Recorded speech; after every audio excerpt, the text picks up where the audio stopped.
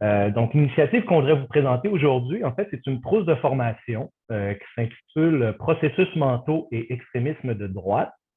Donc, c'est une trousse qui a été produite là, par notre équipe au CEFIR et dont l'objectif consiste à offrir aux profs de niveau collégial des outils afin de mieux comprendre le phénomène de la radicalisation et de l'extrémisme de droite, de même qu'à leur offrir donc des outils pour intervenir plus efficacement, pas être pris au dépourvu lorsque confronté à des discours radicaux ou polarisants dans la salle de classe. Donc, essentiellement, la présentation va être articulée là, autour de 4 axes. Donc, dans un premier temps, je vais commencer par effectuer là, une brève mise en contexte qui va permettre d'expliquer un peu l'origine du projet. Dans un deuxième temps, je vais présenter le projet lui-même, donc un peu le contenu de la trousse.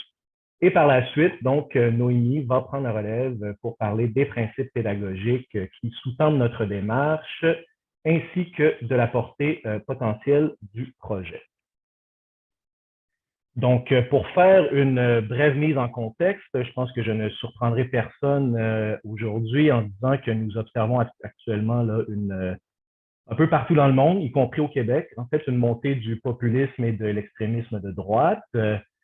Donc, il y a un rapport qu'on a publié au CEFIR en 2021 qui montre une croissance continue des activités de l'extrême droite entre 2010 et 2020, de même qu'une augmentation de la violence qui est associée à cette mouvance politique.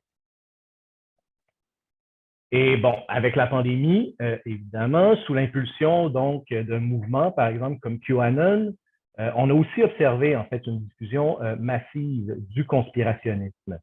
Et là, ici, il y a les travaux qui ont été réalisés par la chaire UNESCO-PREV à l'Université de Sherbrooke, qui ont montré qu'au Québec, c'était pas moins de 15% de la population qui adhère, au moins modérément, à ces théories, tandis qu'il y a un 6% qui sont considérés comme des adhérents convaincus.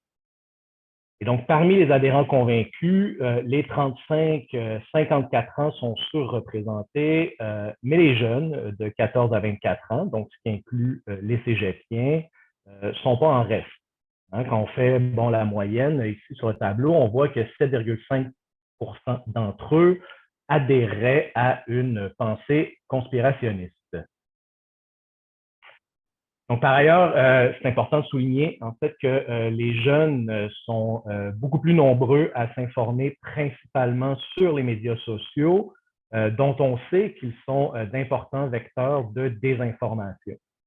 Donc, dans cette optique-là, bien que les jeunes ne soient pas plus susceptibles que la moyenne d'adhérer à la pensée conspirationniste, ils sont néanmoins particulièrement à risque d'être exposés à ce type de discours, ne serait-ce qu'en raison de leurs habitudes de consommation médiatique. Il faut aussi dire que bon, la littérature sur les mouvements extrémistes, que ce soit l'extrême droite ou les mouvements djihadistes, par exemple, montre bien que les jeunes de 14 à 24 ans sont souvent ciblés directement par les groupes qui cherchent à les recruter. Donc, partant de là, ben, il nous apparaissait important, en fait, de nous adresser aux jeunes afin de faire de la prévention, de renforcer leur esprit critique et de leur éviter de tomber dans les pièges de la pensée extrême ou conspirationniste. Donc, selon nous, bon, les professeurs sont des acteurs privilégiés dans la vie des jeunes et comptent donc parmi les intervenants les mieux placés pour effectuer donc ce travail de prévention primaire. Toutefois, il y a une recherche qui a été réalisée par Sarah Wilkins Laflamme et ses collègues en 2018 qui montre bien en fait que les enseignants et les enseignantes souvent face à des sujets sensibles comme la radicalisation ou les mouvements extrémistes tentent à adopter en classe une posture d'autocensure ou d'évitement. Donc, on comprend qu'il peut être difficile, voire même anxiogène, en fait, d'aborder certains sujets sensibles en classe. On pense que c'est certainement pas en évitant d'en parler qu'on va aider nos jeunes à façonner leur esprit critique, d'autant plus qu'on sait qu'ils sont exposés à ces idées sur le web ou dans l'espace public. Donc, c'est dans ce contexte-là, finalement, qu'on a entrepris de créer des trousses de formation dans le but d'outiller les professeurs, de leur permettre de mieux comprendre le phénomène et de mieux intervenir, donc, face à la pensée extrême. Donc maintenant, pour ce qui est du projet lui-même, donc le projet est né en fait d'une recherche qui était financée par Sécurité publique Canada qui s'intitulait L'extrême droite au Québec, acteurs, idéologie et prévention, dont l'objectif consistait à produire donc des outils pédagogiques qui étaient arrimés aux plus récentes connaissances sur le sujet. Ce qui avait initialement été proposé en 2019, donc au moment de faire la demande de subvention, c'était en fait de produire des dépliants, des affiches et d'organiser des ateliers, des conférences dans les écoles. Mais là, avec la pandémie, avec la fermeture des écoles, toute l'incertitude en fait qui entourait la situation, donc il nous a fallu réfléchir à d'autres moyens d'assurer la diffusion des connaissances dans un contexte de distanciation sociale. Et donc, c'est comme ça qu'avec mes co-auteurs, donc Isabelle Gianarelli et Steve Medeiros, qui sont professeurs de sociologie respectivement au Cégep de Saint-Hyacinthe et de Saint-Jean-sur-Richelieu, et avec Noémie Veroff, qui est prof de philo à Victoriaville et qui est venue rejoindre l'équipe un peu plus tard dans le processus. Donc, c'est comme ça que finalement, on a eu l'idée de produire des capsules vidéo et que nous nous sommes associés donc au Centre collégial de développement de matériel didactique, le CCDMD, pour nous aider finalement à donner vie à notre projet. Donc, le format des capsules vidéo nous est apparu particulièrement pertinent parce que d'une part, il permettait aux profs de suivre la formation à leur rythme, dans le confort de leur salon, mais aussi parce que bon, ça apportait une dimension un peu ludique à l'expérience et aussi parce que ça assurait donc une diffusion, une portée et une pérennité des outils qui était beaucoup plus grande finalement que les conférences, les ateliers ou les affiches. Et au final, le résultat, c'est une série de 4 capsules d'une quinzaine de minutes chacune qui sont disponibles tout à fait gratuitement, il va sans dire, sur la chaîne YouTube du CEFIR. Donc, on vous invite à aller les visionner. Je vais mettre le lien là, dans le chat tout à l'heure. Et donc, chaque capsule nous permet d'approfondir une dimension particulière du phénomène. Donc, la première capsule dresse un état des lieux, permet de faire le point sur la situation de l'extrême droite au Québec. La deuxième se penche plus spécifiquement sur l'expérience individuelle de l'engagement. Donc, on présente des témoignages de militants, puis on essaie de comprendre en fait ce qui fait qu'une personne peut être amenée à s'engager dans l'extrême droite. Dans la troisième capsule, qui est le fruit de l'excellent travail de Noémie, je le souligne, donc on aborde en fait la question des biais cognitifs, des erreurs de raisonnement qui peuvent favoriser l'adhésion à une pensée extrême. Et enfin, donc, dans la dernière capsule, on propose quelques pistes de solutions aux profs qui seraient confrontés à des étudiants ou des étudiantes qui tiennent des propos polarisants, extrémistes ou radicaux en classe. Donc, en somme, la trousse représente en fait un bel exemple de co-construction des savoirs dans la mesure où elle repose sur une mise en commun des connaissances produites par les chercheurs, des compétences en pédagogie des profs et du savoir-faire technologique des artisans du CCDMD. En terminant, donc, c'est ça, je mentionnerai que si la trousse a été conçue en premier lieu à l'intention des profs de niveau collégial, elle peut également s'avérer tout à fait pertinente pour les profs de tous les niveaux, pour différents types d'intervenants, que ce soit par exemple des conseillers, conseillères pédagogiques, des conseillers, conseillères psychosociaux, par exemple, mais aussi pour les étudiants eux-mêmes et pour le public en général. Donc, chaque prof est évidemment libre en fait de la consulter pour approfondir donc sa propre connaissance du phénomène, mais le visionnement pourrait aussi être proposé aux étudiants, aux étudiantes, afin de servir de tremplin à une discussion en classe. Parce que comme je le mentionnais en introduction, on observe parfois un réflexe d'autocensure ou d'évitement de la part des profs vis-à-vis de certains sujets sensibles. Donc, dans cette optique-là, la trousse pourrait agir un peu comme une facilitatrice et permettre de lancer une discussion sur des bases objectives, ce qui permettrait aux étudiants, comme aux profs d'ailleurs, de prendre du recul par rapport à leur position, de développer leur esprit critique. Donc, c'est là-dessus que je vais céder la parole à Noémie, qui va réfléchir avec nous, en fait, à la question des principes et des intentions pédagogiques qui sous-tendent notre démarche. Donc, Noémie, la parole est à toi. Je vais prendre le relais à partir d'ici. Je fais juste aller chercher ma petite flèche. Donc, on va regarder en fait concrètement comment on pourrait utiliser ces trousses-là, dépendamment de la discipline de chacun, chacune et des intentions aussi pédagogiques. Donc, évidemment, comme n'importe quelle activité pédagogique, je ne vous apprends rien, vous êtes enseignant, enseignante ou même conseiller pédagogique, conseillère pédagogique. Lorsqu'on fait une activité, c'est parce qu'on a une idée en arrière de la tête. On veut faire développer une compétence quelconque, que celle-ci soit disciplinaire ou encore une compétence transversale ou du 21e siècle. Donc, on va aller regarder un peu des exemples de compétences, de types de compétences qu'on peut développer avec l'utilisation de ces trousses-là ou l'utilisation de la stratégie de la discussion sur des sujets sensibles aussi. Donc, regardons maintenant les compétences disciplinaires. Par exemple, si on veut parler de l'extrémisme de droite et on veut faire un peu un tour d'horizon avec nos élèves sur qu'est-ce qui peut motiver, justement, comme le disait Frédéric, les gens à s'engager dans l'extrémisme de droite, comprendre ce phénomène-là au Québec, bien, c'est sûr qu'on va avoir une perspective qui est différente dépendamment de notre discipline. Donc, par exemple, si je prends, là, vous avez des numéros de compétences parce que je n'avais pas assez de place dans la présentation, mais la présentation sera rendue disponible en format PDF. On l'enverra tantôt à Habib aussi. Donc, la compétence en philosophie qu'on pourrait décider d'utiliser, c'est par exemple traiter une question philosophique ou encore déterminer les enjeux, porter un jugement sur des problèmes éthiques en philosophie. Anthropologie ou sociologie, donc la première compétence qu'on pourrait regarder, c'est discerner la part des connaissances disciplinaires à la compréhension d'un phénomène humain. Le phénomène humain serait à ce moment-là l'extrémisme de droite.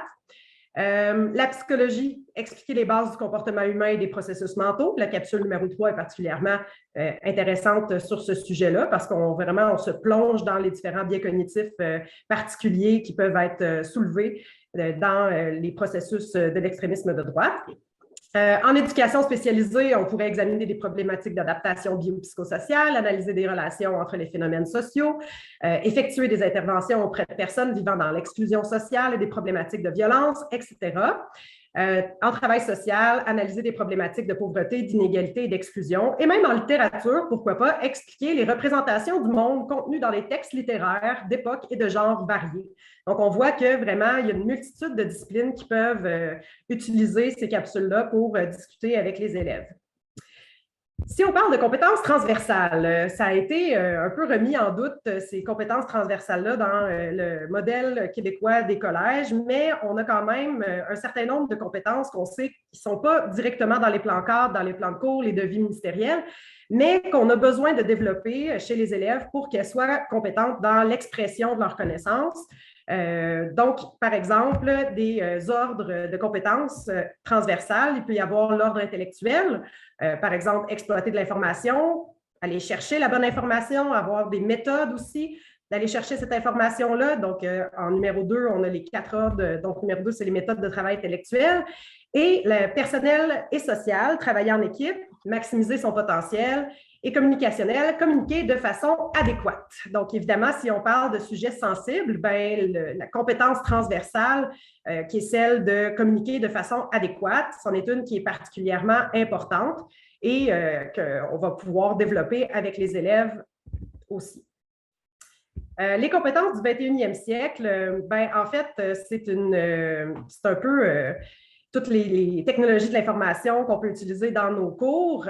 On peut utiliser différentes plateformes pour que la discussion ait lieu. Quand on parle de discussion sur des sujets sensibles, on pense souvent à un débat en classe ou en grand groupe.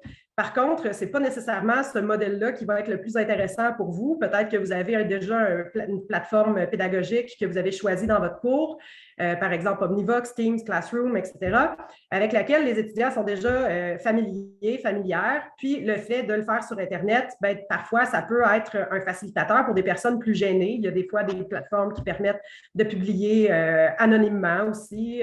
Donc, il y a des avantages et des inconvénients à balancer dans le choix des différentes plateformes. Mais ce qui est important, c'est de ne pas tomber dans le piège de penser que les élèves, parce qu'ils ont 16, 17, 18 ans, sont nécessairement par défaut compétents dans l'utilisation de ces outils-là.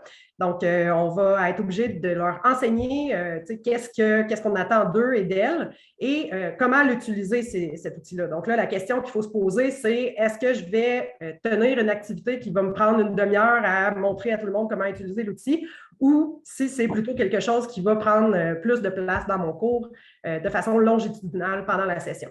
Fait que les compétences du 21e siècle sont les compétences technologiques, on pourrait dire. Donc, est-ce que c'est vrai qu'on ne peut plus rien dire? Bien, évidemment, non, mais il faut savoir comment le dire. Donc, ça doit faire l'objet d'un enseignement direct, donc comment dire les choses, même si c'est une compétence transversale, comme on l'a vu tantôt.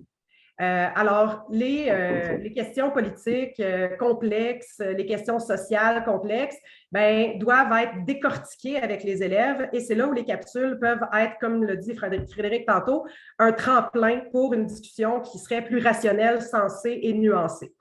Donc, une des clés du succès pour bien aborder des sujets sensibles en classe, c'est donc de prendre le temps de bien présenter les tenants et aboutissants de cette discussion-là, votre intention pédagogique, et de demander aux étudiants donc de réfléchir en amont au lieu de juste leur garrocher un sujet puis de laisser les préjugés s'exprimer finalement. Parce que c'est un peu ça qu'on risque si on dit, bon, ben, on va parler du convoi de la liberté, par exemple, qui a eu lieu l'été passé, puis qu'on n'a pas de préparation en amont, bien, ça se peut qu'on ait des élèves qui lèvent la main, ils nous sortent des préjugés, puis on va avoir un petit peu couru après, si je peux dire ça. Donc, on va regarder ensemble concrètement comment on peut utiliser les capsules. Donc, la préparation, c'est une des clés très importantes. Donc, dans la préparation, vous devez demander aux étudiants de faire en amont, chez eux, de façon individuelle, un petit travail, que ce soit le visionnement des capsules avec une prise de notes ou un autre document, une lecture, un témoignage, etc. On a vu plein d'outils dans les autres présentations aussi qui pourraient servir de tremplin à ce genre d'amorce à cette réflexion-là. Donc, je pense qu'on est très, très bien outillés grâce à ce merveilleux colloque. De rester neutre aussi dans votre présentation. Donc, on met l'accent sur les faits et les conséquences de ces faits-là. Appuyer les dires sur des sources fiables, évidemment, et citer ces sources-là. Ne pas prendre non plus ouvertement position pour l'une ou l'autre des positions défendues s'il y a lieu. Évidemment, je ferai un lien avec une présentation précédente qui disait qu'il faut éviter les débats pour ou contre l'existence de tel ou tel sujet, ou c'est ça. Les sujets sensibles, on essaie de discuter autour de ça plutôt que d'avoir une position tranchée, très, très dichotomique entre le je suis pour, je suis contre. Donc, c'est pour ça qu'on dit soyez nuancés pour pouvoir permettre à tout le monde de s'exprimer dans un cadre qui est plus sécurisant que celui où on a l'impression où on va se faire casser, où on va perdre le débat. Formuler des questions précises, parce que les sujets sensibles sont par définition des terrains glissants, donc baliser ce terrain-là avec une question précise, ça peut être très aidant. Encadrer la préparation des étudiantes, faites pas juste des étudiants et des étudiantes, faites pas juste dire visionnez cette vidéo-là puis on en parle en classe la semaine prochaine. Est-ce qu'il va y avoir des notes à prendre? Est-ce qu'il y a des attentes quant à cette écoute-là? Y a-t-il des notes trouées, un tableau à remplir, des choses comme ça? Et au besoin, vous devez recadrer la discussion. Si la discussion dérape et qu'on se met à avoir des propos qui sont irrespectueux de l'existence ou de la légitimité d'un mode de vie, de croyances, de personnes en raison de leurs différences, bien, il ne faut absolument pas se gêner pour recadrer la discussion. Ensuite, si on va pour les étudiantes et étudiants, en eux-mêmes, en elles-mêmes, les capsules peuvent être utiles, par exemple, pour des futurs profs, ceux qui ont des stages en enseignement, ceux qui doivent développer des outils en intervention sociale ou amorcer la réflexion qui se tiendra en classe ou dans un autre contexte sur un sujet sensible. 3 exemples de questions selon 3 disciplines différentes. Donc, on a par exemple les biais cognitifs dans la capsule 3. En philosophie, on pourrait faire une discussion sur est-ce qu'il est vrai que les biais cognitifs, s'il est vrai que les biais cognitifs sont largement inconscients et universaux, la personne qui se radicalise est-elle réellement responsable des idées auxquelles elle finit par adhérer? Donc, est-ce qu'on peut philosophiquement déresponsabiliser une personne juste parce que, entre guillemets, elle a été victime de son inconscient, de ses mécanismes cognitifs. Ensuite, en sociologie, on pourrait se demander, selon vous, est-il possible de sortir de l'opposition clanique, le eux versus le nous, dans une société multiculturelle? En travail social, quelles sont les meilleures stratégies d'intervention pour aider une personne à sortir de sa bulle idéologique radicale? Ce sont tous des thèmes qui sont un petit peu abordés dans les capsules et donc qui ont des amorces dans les capsules, mais que vous allez pouvoir développer vous-même en classe. La méthode suggérée pour discuter avec vos élèves, c'est donc de visionner la capsule en prenant des notes. Ça leur permet de verbaliser leur propre, si on veut, conception naïve ou préjugés. Puis des fois, de devoir mettre sur papier une opinion un peu étrange, du genre 80% des personnes immigrantes ne travaillent pas ou ne parlent pas français, pour ne pas nommer aucun ministre.